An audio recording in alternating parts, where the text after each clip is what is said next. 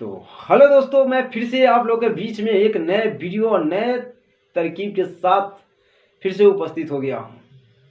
कहते हैं कि आइए ना हमारे बिहार में, क्या बिहार में ही बहार बा, ये तो हम सब जानते ही हैं।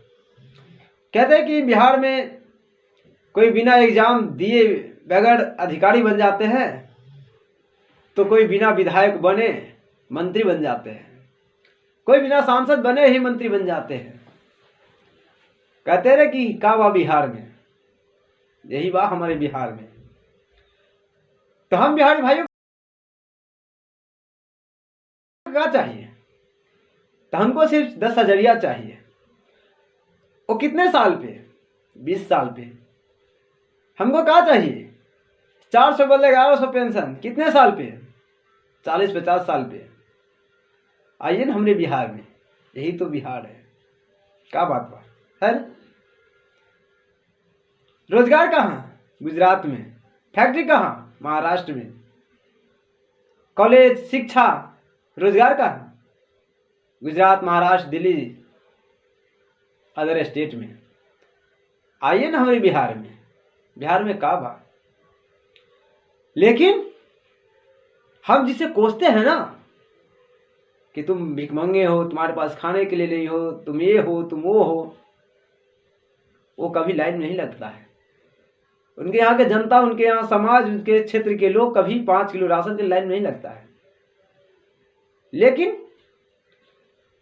हमारे देश में, हमारे राज्य में 5 किलो राशन के लिए 10, 15 और 20 रुपए के नाश्ता के पैकेट के लिए लोग आपस में मारोमार हो जाते हैं, मारा पीटी करने लगते हैं, हाथापाई करने लगते हैं।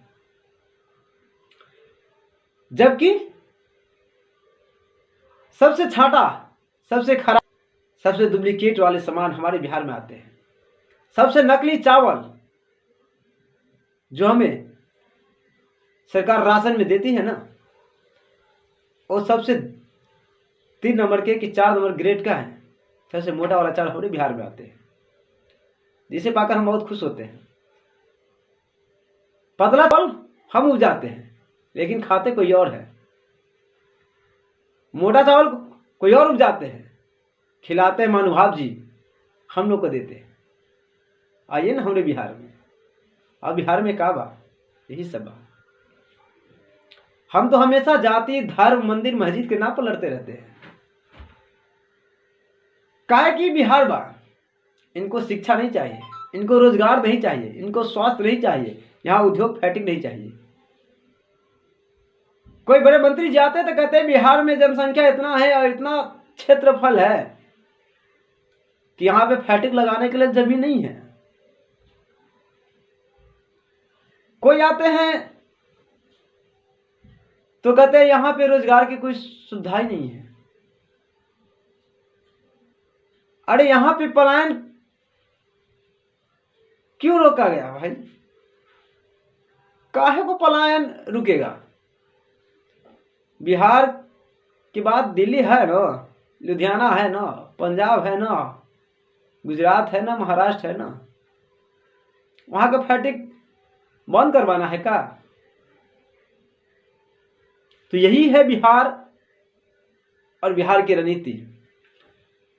जिस दिन हम जाति, जिस दिन धर्म, जिस दिन मंदिर मस्जिद की बात करते हैं ना, तो शर्म आनी चाहिए हम बिहारियों को, क्योंकि हम बिहारी है, बिहारी ही रहेंगे। चाहे ये कितनों कहे साला बिहारी बुद्दुल है, घनचक्कर है, छिछोड़ा है, इससे कोई फर्क नहीं पड़ता है। इनको फर्क पड़ता है चुनाव से पहले फर्क पड़ता है। लेकिन जैसे ही चुनाव आया, इनको कतनों लतियाइएगा, कतनों जुतियाइएगा, कतनों पीटिएगा, इनका कोई फर्क नहीं पड़ता है। वोट वही देते हैं जिन्हें कुत्तों की तरह व्यवहार किया जाता है, जानवरों की तरह रगरग रगरग किया जाता है। यही हमारे बिहार में आज कोई मंत्री साहब हैं जिनके बेटे विधायक भी नहीं है, सांसद नहीं है, फिर भी आज मंत्री बन गए हैं। कौन सा मंत्री बनेंगे, कौन सा डिपार्टमेंट मिलेंगे? चलो कोई भी मिलेगा, तो उनके लिए तो अच्छा ही है, लेकिन हमारे बिहारी भाइयों के क्या मिलेगा सो बताइए। बॉडी उठा दबा दबा के सिट्टी ईवीएम को बजाए हैं, वोट चमका चमका के दिए, लेकिन ये रोजगार के लिए नहीं है, ये सिर्फ सरकार बनाने के लिए है। ऐसे नामचीन लोगों को वोट के समय प्रतिनिधि के रूप में खड़ा किया जाता है, जिससे उस क्षेत्र का, उस समाज का विकास होगा कि नहीं होगा उससे कोई फर्क नहीं है। उनको सिर्फ ये मतलब है कि अपनी बदौलत हमसे 25% हो तो ये 75% मिला करके कम से कम ये हमारे पार्टी के लिए अपना सीट तो कम से कम निकाल जाए और हमारी सरकार बनाने में मजा आए। जो चाहे सो हम कर सके, ये चाहिए। लेकिन कोई व्यक्ति अगर निर्दलीय चुनाव लड़ता है, कोई व्यक्ति जनता के लिए लड़ता है, कोई समाज के लिए लड़ता है, कोई किसान मजदूर के लिए लड़ता है, तो उन्हें वोट नहीं देते। आज मानते हैं कि लालू यादव ठीक है कि गलत किए, उनका बेटा क्या गलत किए, कभी मौका दिए हो? अरे शर्म आते हैं तुम बुद्धिल पर, बिहारी कहने में ही शर्म आता है तुम लोगों को, हमें अपने आप को आता है। जिस दिन लाठियों से पीटा जाता है पटना के चौराहे पर, दौड़ाया जाता है, जिन दिन हम लोग का बीच में पानी पीने के लिए नहीं होता है, उस दिन हम स्टूडेंट के ऊपर पानी छिड़क छिड़क कर मारा जाता है, आंसू को गोले छोड़ छोड़ के मारा जाता है। उस दिन तक तो तुमको सब समझ में आता है, लेकिन जब चुनाव का समय आता तो सब भूल जाते हो। फिर वही जात, फिर वही धर्म, फिर वही मंदिर, वही मस्जिद आ जाता है। काहे का भाई? अरे आज पता है इन्होंने 400 से 1100 काहे किए हैं, ये 10,000 काहे किए हैं पता है? जीविका दीदिया जो लोग हैं इनके हवाले जो सबसे करते रहे हैं, अगर जीविका दीदिया ही बहाल करना है तो लाइए कंपटीशन, लगाइए कंपटीशन, उसमें बहाल कीजिए कंपटीशन से। आज पता है उसमें सबसे ज्यादा घुसखोर लोग पैदा हुए हैं, बहुत कम लोग हैं जो ईमानदार है, जिसके हमारे और हम जैसे लोगों से बहुत मिर्ची लगता है उनको। क्या है कि वो गलत करने पर उतारू है, वो ये जानते हैं कि सरकार हमारे बदौलत बनी है, उनको ये लगता है हम बहुत बड़ा पावरफुल है, ये लगता है उनको। वो लगता है कि जीविका दीदिया को जो उनका मेन है, सबको लगता है कि हम डायरेक्ट सरकार के पास कनेक्शन है, डायरेक्ट सरकार से मिलते हैं, उसके घर के होके ही उनके योजना जाती है, इसलिए फूल के महानुभाव हो गए हैं। हम कुछ भी करेंगे चलेंगे, क्या करें, ठोकरे खाओ, जैसे करनी वैसी भरनी न होगा भाई। ये हमारे बिहार है, लेकिन हम अब सुधरोगे नहीं। क्या है कि तुम बिहारी हो, लेकिन जो लड़ने वाला है, जो हमारे बीच खड़ा होने वाला है, आज पता है क्यों किया 10,000 क्यों बांटे हैं? इनको वोट खरीदना था। 400 से 1100 पेंशन क्यों के पता है? आज उधर का वही कांग्रेस पार्टी, वही जन स्वराज पार्टी पूरे मुद्दा उखाड़ उखाड़ के लाए हैं। कांग्रेस के तो छोड़ो, जन स्वराज वाले से बहुत डरे हुए थे, लेकिन बिहार के सौभाग्य की बात है कि प्रशांत जी आए, लेकिन दुर्भाग्य की बात है उनको आप लड्डू दिए गोल गोल सा, लेकिन ये उनकी बदकिस्मती नहीं है, ये आपकी बदकिस्मती है। और यही मंत्री जी डंडा जब घुमाएंगे तब आपको पता चलेगा।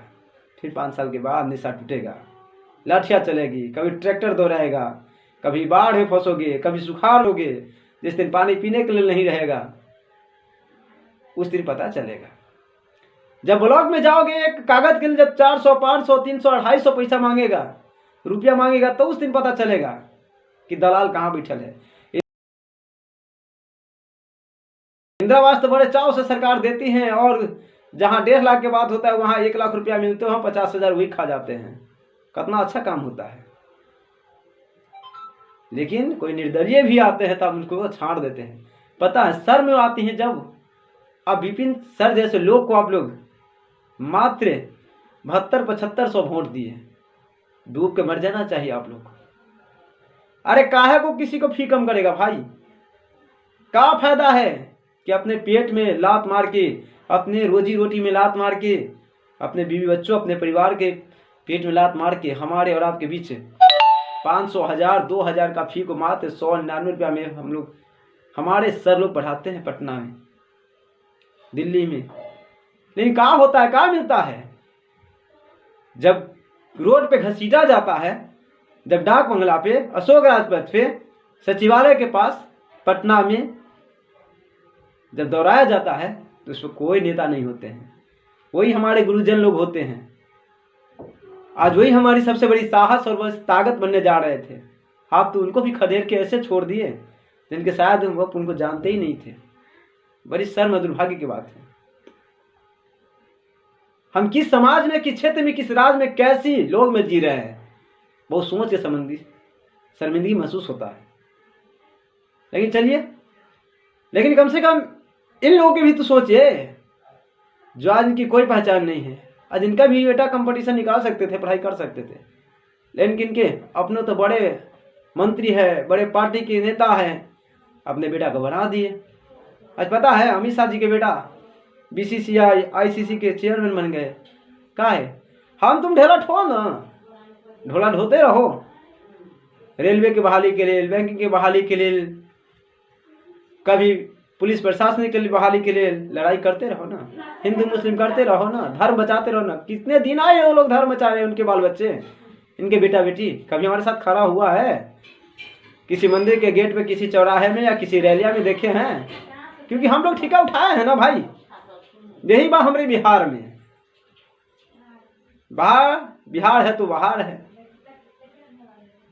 जय हिंद। आप लोग समझदार है। नमस्ते।